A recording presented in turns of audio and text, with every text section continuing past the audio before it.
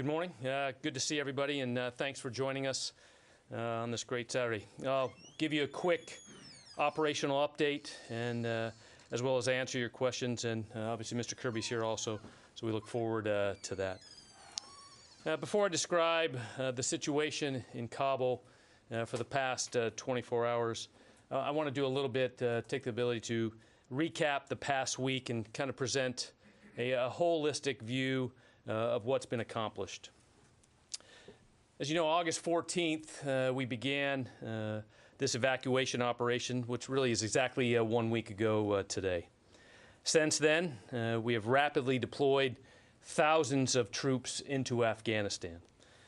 Our footprint continues today to stand at approximately 5,800 troops on the ground, continuing to provide and secure the Kabul airport to allow for evacuation operations. As you know, these troops were both pre-positioned in the CENTCOM AOR as well as deployed from the United States. Then, as forces steadily flowed in, we successfully secured the Kabul airport. If you recall, the situation just a week ago was a little bit different than it is today. The airport remains secure. U.S. military personnel currently oversee flight operations. Both U.S. military contracted aircraft as well as foreign aircraft continue to operate within Kabul airport. Additionally, the U.S. military has maintained the gate security at major gates and supported our State Department colleagues in the processing of individuals into HKIA to prepare for evacuation flights out of Afghanistan.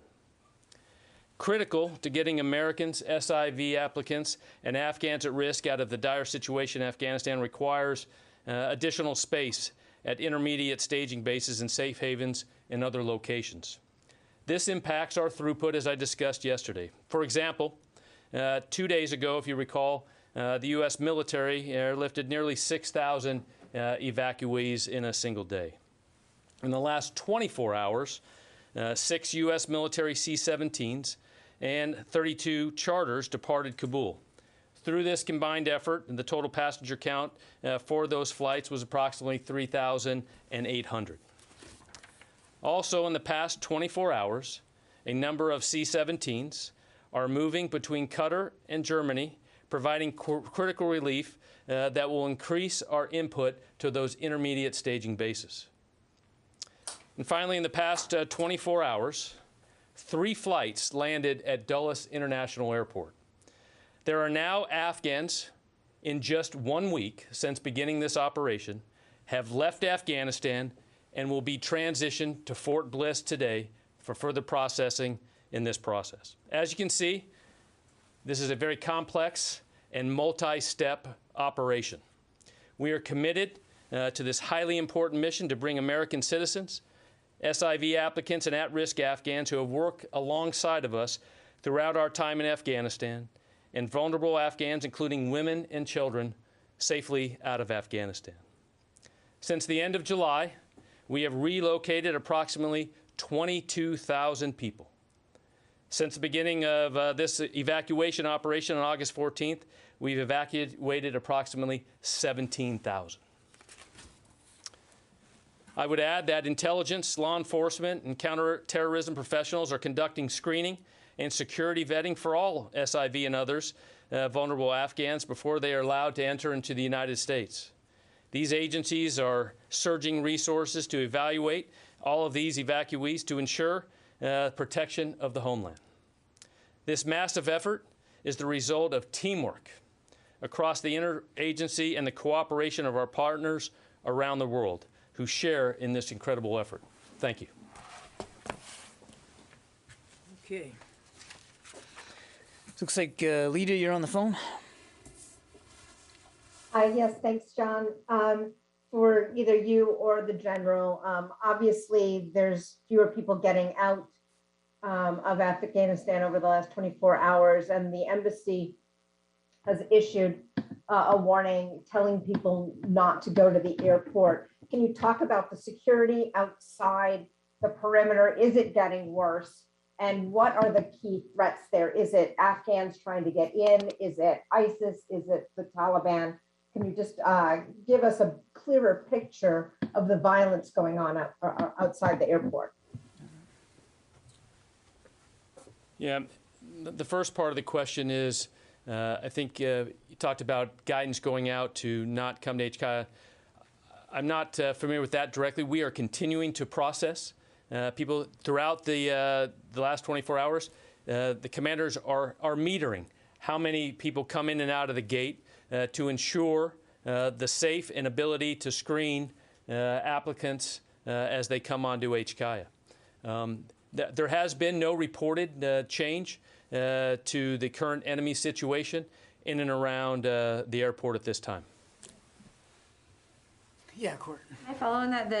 I'll just read you this part of it. It was a security alert that came out of the embassy this morning. It says, because of potential security threats outside the gates at Kabul airport, we're advising U.S. citizens to avoid traveling to the airport and avoid airport gates at this time unless you receive a specific call to come there. So can you explain what is this threat? Is it Taliban? Is there an ISIS or an Al-Qaeda angle to this?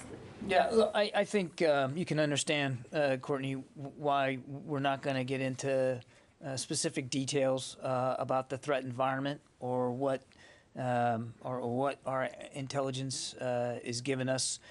We have said from the very beginning of this that we're going to try to do this in a safe and orderly way, and that means making sure that nobody gets hurt to the maximum extent possible.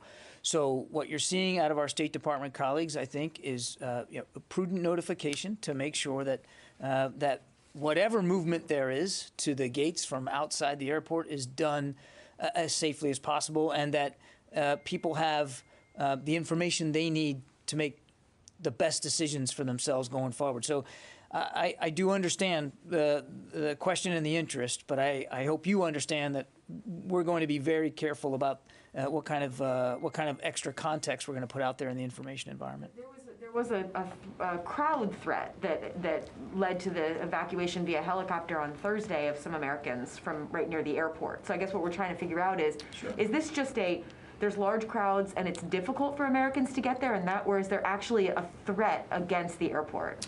Again, I'm not going to get into specific threat assessments. The situation in Kabul and the whole city is fluid and dynamic, and you have seen the images over the last 24 to 48 hours yourself of the situation outside the perimeter of the airport, and it changes. It changes almost by the hour, and it changes in locations around the airport. It's very, very fluid and dynamic, and so.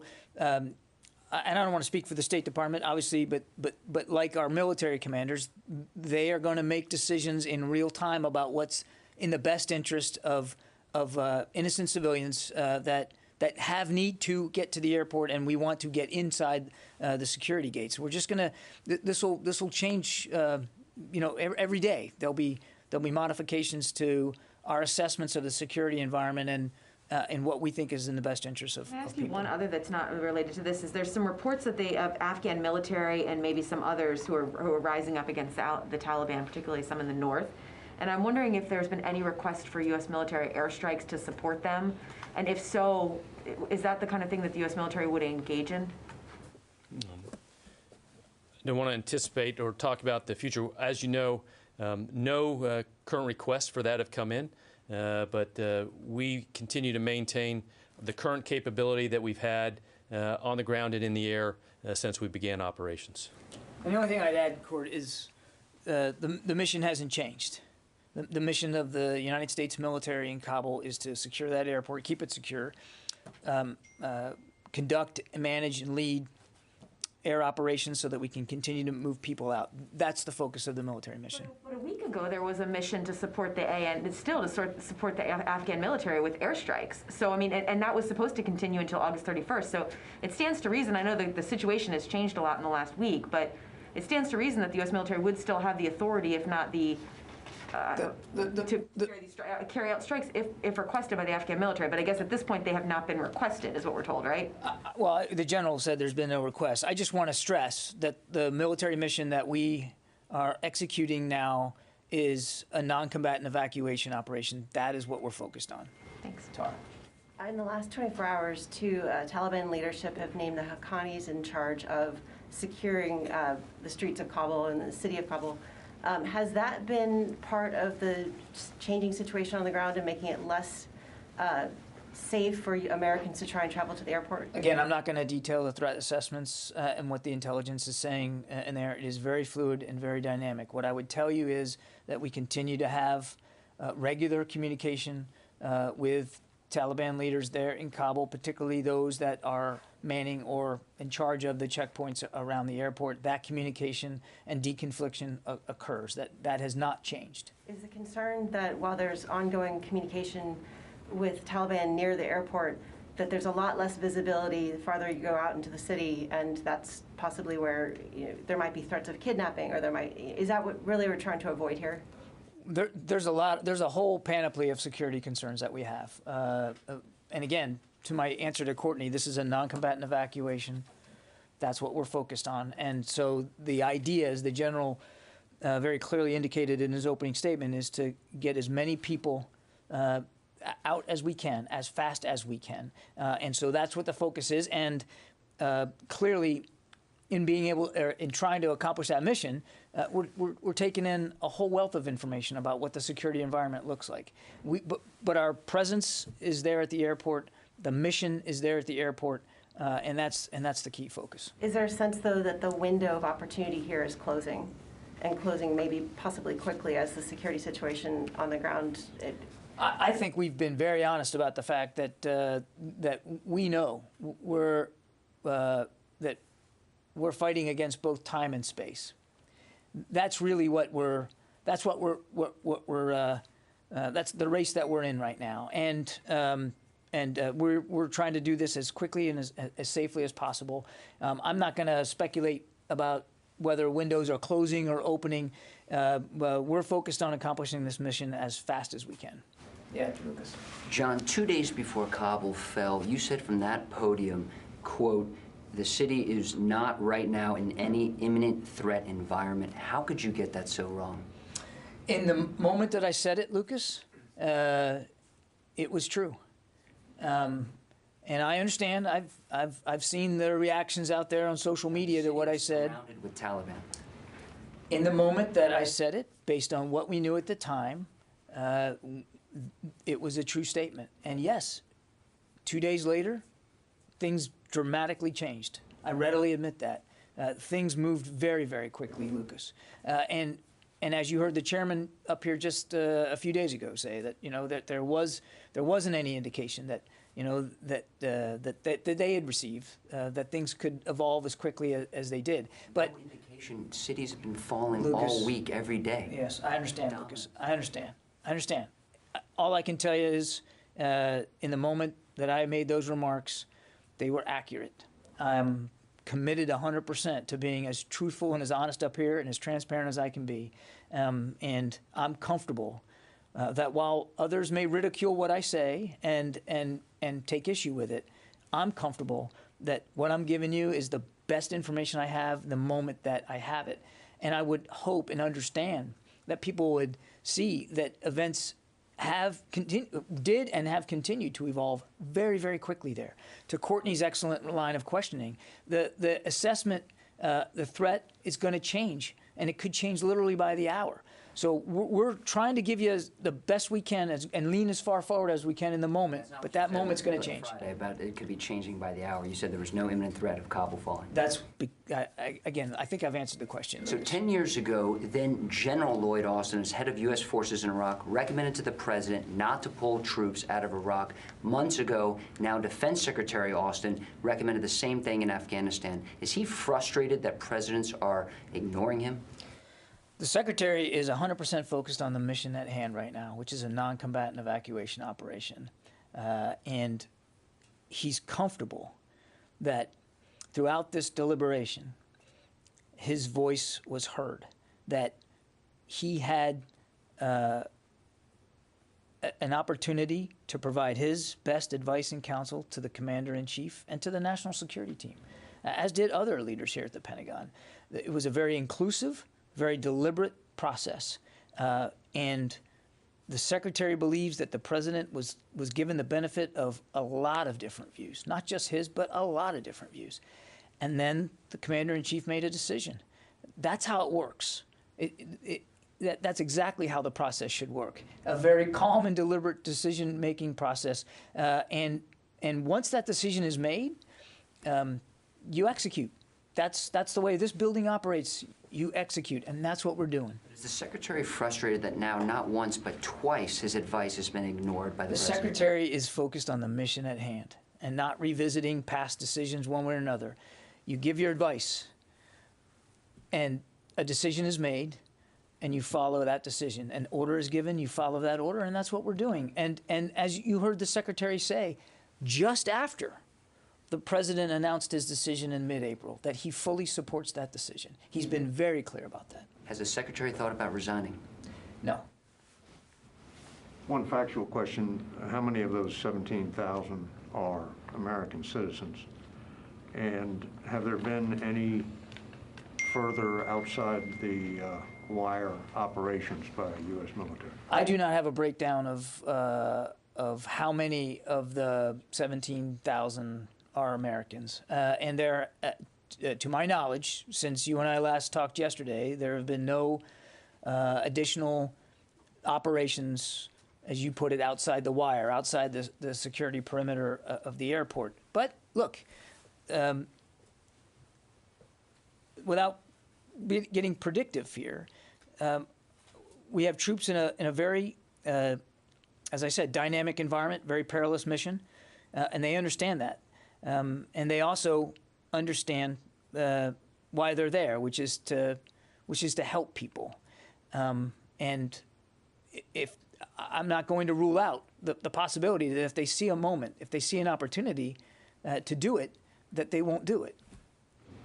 What is the sensitivity of going outside the perimeter? The Brits don't seem to have any problem with acknowledging it, and they seem to be doing it pretty openly.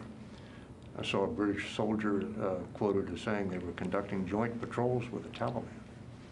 Is there something restraining U.S. forces from going out and getting people? You want to take? Yeah. Jenny, want me to clarify the numbers? Just going back to, I think, your first question, you talked to, just can you give me the question again that you asked?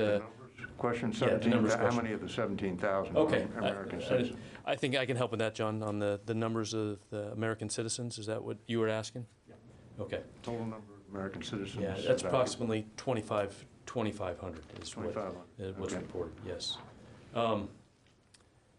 When you talk about the operations, I'm not familiar with, remember, as we look at the joint and coalition of what's operating on HKIA, those British forces at the gate are part of the entire HKIA or Kabul, security zone. So those patrols you're talking about, I don't have knowledge of people going outside the wire as you speak of patrols. What we do see, both the British Marines that are on those gates are conducting what we would call those local security operations to continue the best they can to make sure they're safe, that all of those, the large crowds that are there are trying to continue to ensure there's, control, to allow the people that are allowed to and have the right documents to come into the gates. Local security operations in or outside the No, I'm talking in at the gates. In at the gates. And are British and other forces there under the operational command of the U.S. commanders at the airfield? So those British forces that are there at the gates are part of the US-4A Ford, the operational control of the commander that has Kabul airport. So he has operational control of the British forces. And basically, right? Yes, he's the commander. Good. Yeah, here. General Teller, you talked about how the local commanders are now metering people coming in at these gates. Does that suggest that the flow is continuing? Absolutely. Into that? Yes. And thus, if you are an American citizen in Kabul or somewhere else in Afghanistan and can get to the airport, you should try and get to one of these entrances? What I would say is that as American citizens come into the gates, we are continuing to process them and get them to safety. I mean, that's our mission. Right.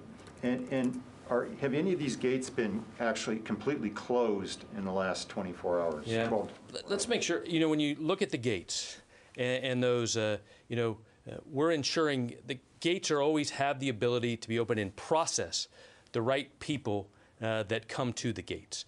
So that's, I think, very important to understand is the gates are always manned by forces there that can process the right people that come to those gates all the time. So I'm still confused here. You've got a U.S. embassy that's sending out an alert telling American citizens in Kabul, do not come to the gate if you want to get out of here because the security situation, as John has described, is too threatening. And yet you're saying you should come to the gate. I did not say you should come. What I said was that there are military forces at the gate, have the ability to continue to process those that come to the gate. How many gates are there? There's multiple gates right now as we look at. There's 3 or 4 main gates that we're processing evacuees through. Reported overnight that 2 were opened. Is that correct? 2 additional gates. When you say 2 additional gates, I don't have that report of 2 additional gates. Okay. Let me get to the phone a little bit more. Idris. Hey, John, thanks. So just wanted to confirm, over the past 24 hours, how many gates have been closed, and have they been for long periods of time or short?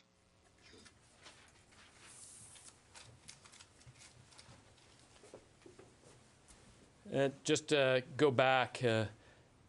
Those gates are open and closed as required. There's been short durations throughout the last 24 where gates have been closed to allow the proper people to come in and out of those gates. Okay, let's see. Forgot. Kelly from Nexstar.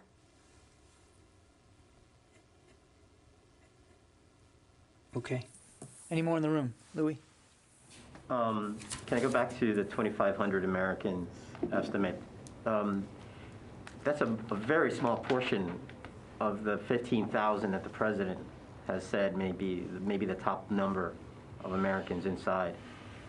Are you making efforts to try to bring more Americans in? I know you're cautioning them to be aware of the threat environment at the gates, but at the same time, how do you get all those and that many Americans into the airport if there really are that many Americans in the country? Well, I think you've heard us say before we don't have a perfect figure of how many are in Afghanistan, let alone Kabul. And as the general said, if you're an American and you're at a gate, you will be let in that gate. The State Department's doing the best job they can to advise Americans who still haven't made it to the airport what the situation looks like around the airport, and that would be the prudent thing to do.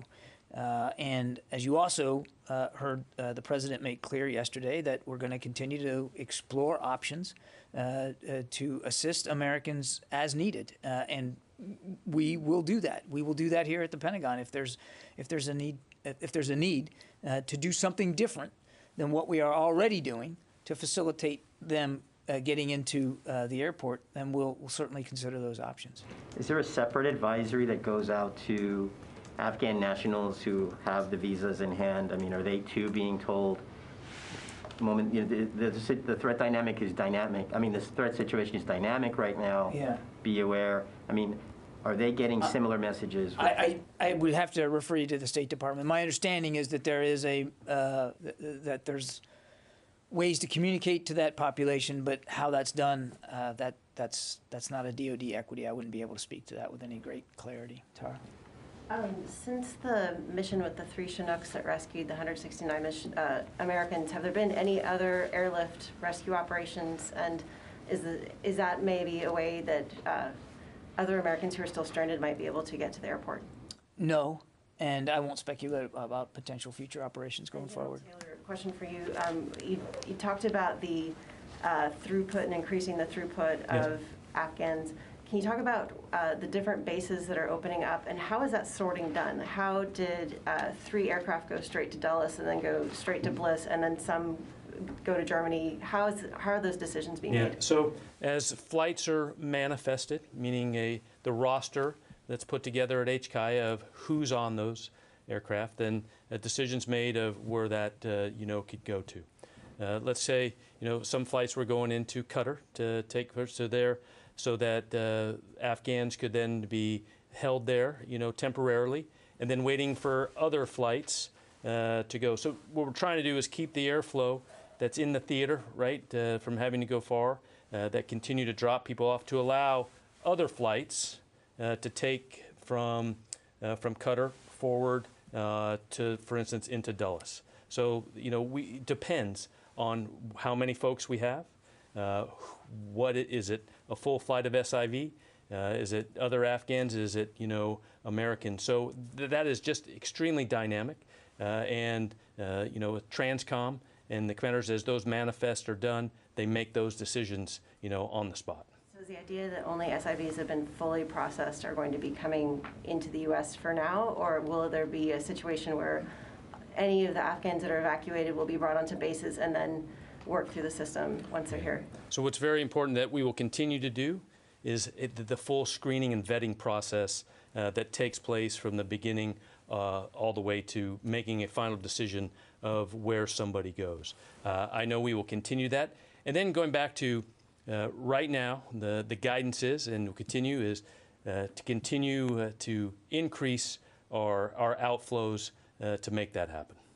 General? Yes. Is the American flag flying at the airport in Kabul right now? Yes.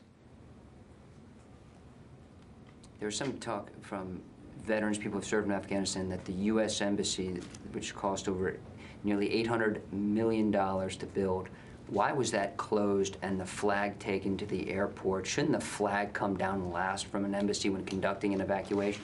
I can't speak for the decisions the embassy makes and what they've done. I know that embassy operations or consular operations continue on Kabul airport, and as you know, at the military headquarters, where U.S. personnel are continuing to execute the mission, the flag flies. When evacuating a country, doesn't the American flag come down from the embassy last? That's what a lot of veterans are saying. I would say, yeah. No, I was just going to say is the flag continues to fly, and the mission continues right now. Okay, just a couple more. Courtney. One for each of you. John, Congressman McCarthy put out a statement last night saying that within moments of President Biden saying that we have succeeded in Afghanistan, the Secretary Austin and General Milley provided a bleak assessment of the situation on the ground, and that he's saying that Secretary Austin specifically acknowledged that Americans were being beaten on their way to the airport. Can you give us any more detail about what who these Americans are that Secretary Austin was talking about? Courtney, we've actually been talking about this for several days here here at this particular podium.